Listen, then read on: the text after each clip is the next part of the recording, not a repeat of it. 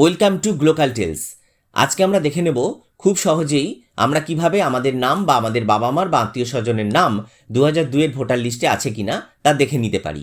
Google search ইঞ্জিনে চলে যাবেন, গিয়ে টাইপ করবেন ceo.westbengal.wb.gov.in। দেখবেন এইরকম একটি ওয়েবসাইট খুলে গেছে।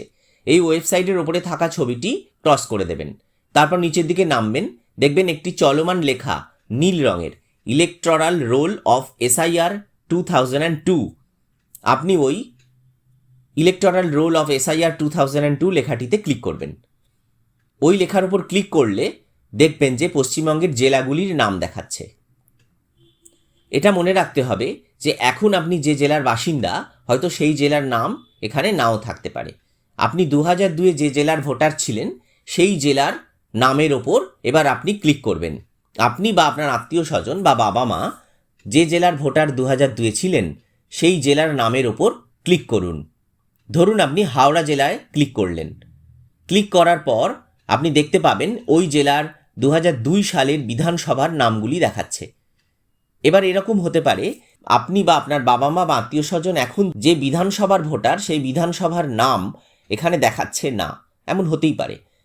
হয়তো সেই বিধানসভাটি সেই সময় ছিল না।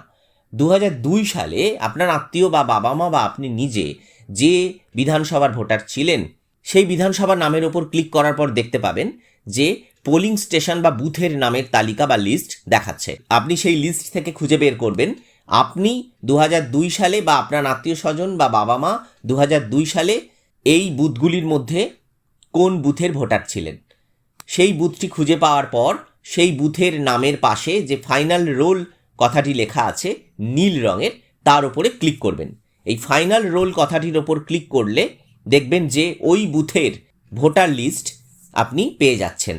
সেই ভোটার লিস্ট থেকে খুব সহজেই আপনি খুঁজে নিতে পারবেন আপনার বা আপনার আত্মীয় স্বজন বা বাবা মার নাম। SIR সম্বন্ধে এইরকম আরও কিছু তথ্যভিত্তিক ভিডিও পাওয়ার জন্য আমাদের চ্যানেলটি সাবস্ক্রাইব করতে ভুলবেন না। ধন্যবাদ।